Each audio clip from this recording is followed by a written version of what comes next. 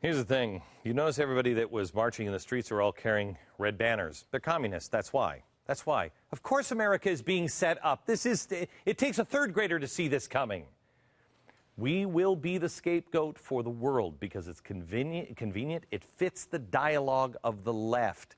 We warned about this exact scenario 2 years ago on this program.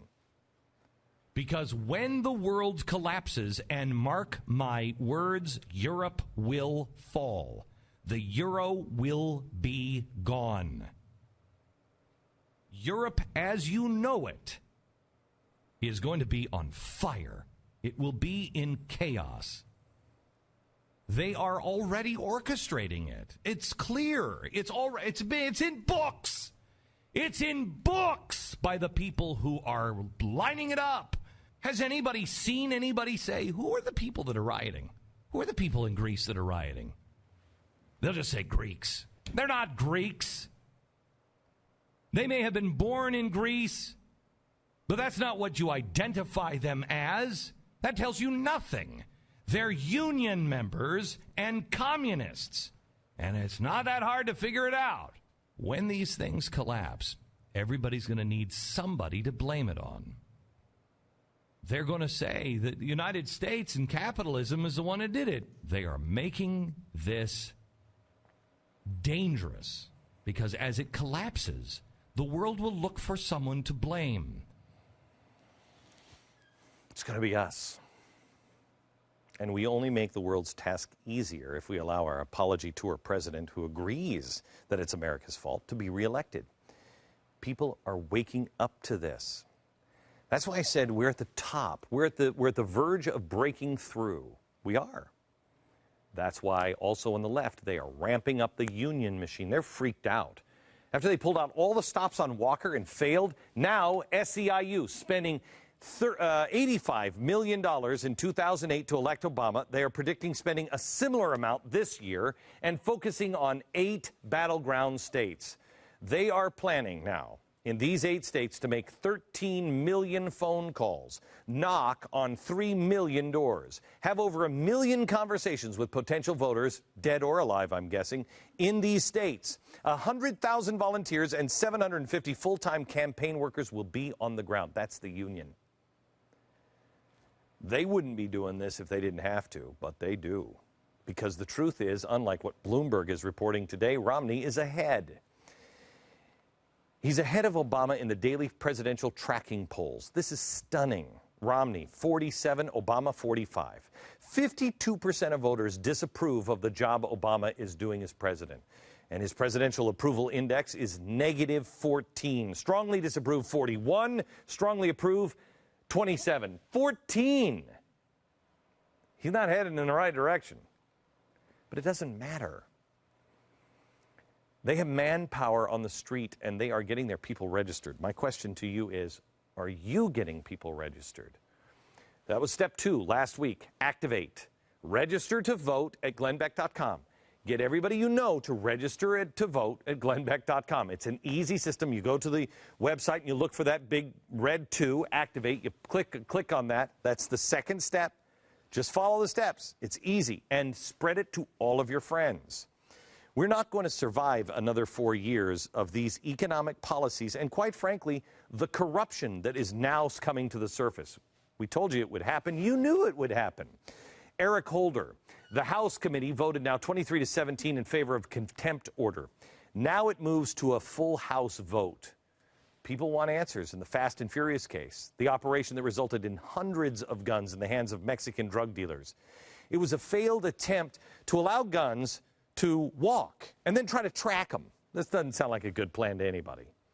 6 months after this thing started, in 2010, suspects had bought over 1,600 firearms, and 179 of those weapons were already found at crime scenes in Mexico. 130 of them were found here in the United States. Eventually, one of them was used in the murder of an American Border Patrol agent. His name was Brian Terry. What did Eric Holder know, and when did he know it?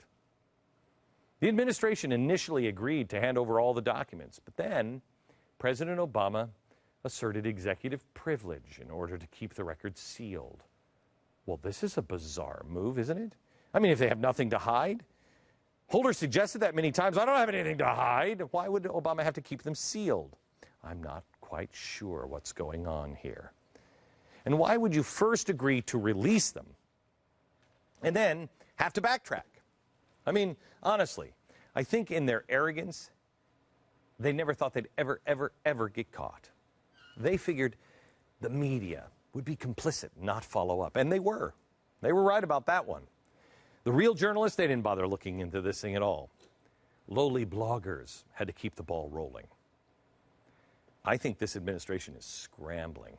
This administration is in chaos, which brings me to possible good news about Occupy Wall Street. Last night, I was watching Buck Sexton on probably the smartest show on television, The Real News. If you haven't watched it yet, it's after this program. Watch it. Buck was saying that Occupy might be over. Buck, dear God, I pray in heaven that Buck is right. Please be right on this one. Occupy is losing steam. It's been a dud so far this year. Maybe, I don't know, maybe the stench is a little overwhelming. Maybe the women grew tired of all the assaults on them. Maybe they ran out of drugs. Maybe people just aren't that interested in protesting to have child sex trafficker conferences. This is Occupy Oakland. That's what they were doing here. They wanted solidarity with sex workers. Really? I mean, besides Woody Allen, whose vote are you going after? Who wants to associate with people who burn the flag and substitute God shed his grace on thee with F you, F you, F you? That's what they're doing here. But I warn not to count them out just yet, because I believe all of the players here are wounded animals. They never, ever saw us coming. They never saw people standing up. They are so arrogant, they think that they really are in the 99. They don't get out of their circles. They really think they're surprised. But remember, you never want to wound a bear. You get the bear in the first shot because the bear is going to maul you to death. Make no mistake, this is a very powerful animal that you're up against. It's wounded. You have the White House, the political machine, Soros, the unions, the Fed, central banks, the UN, revolutionaries, Marxists, Louis Farrakhan, all of these people. They are dangerous because a lot of them now are like, wait a minute, who's going to be looking for the bodies? Wait, I thought we were in here forever. That's why we must be humble. We can't get arrogant. Last year, people got arrogant when we first saw the pictures of the protests of Occupy Wall Street, and they fizzled. They have big plans for conventions, and the conventions could be a big fuse. But all of this, I think, is also a sign of Obama's coalition absolutely falling apart. We have always said that there's about 12 people behind all of this stuff. It's people like, Francis Fox Piven, trying to get the useful idiots angry and into the streets. But unless you have a crippled economy, it's difficult to do that. Now, we have a wounded economy, but not completely crippled. The celebrity draw is minimal. I mean, let's face it, hanging out with, the curvaceous, don't get me wrong, Michael Moore. And, of course, the still trying to look like really icky hot as a grandmother, Susan Sarandon, on a hot summer day, hanging out with these two. It's not like a good time. Maybe that's why it failed, because I'm not interested in that. I'm encouraging to stay course today because we are turning a corner. We are very, very close to winning. I've talked about it on this program before.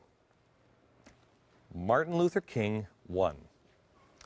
He won because he knew the American people would see the difference between right and wrong. They would look at good and evil side by side, and they would say, good. We're there. We're there. The question before us is now, will we willingly vote for evil, or are we strong enough to stand? We have drawn a line in the sand. Where are your feet going to be planted? There are enough people that are turning, and we have been given more time. It's not over. I think we've been given an extension. Let's make incredibly good use of that time.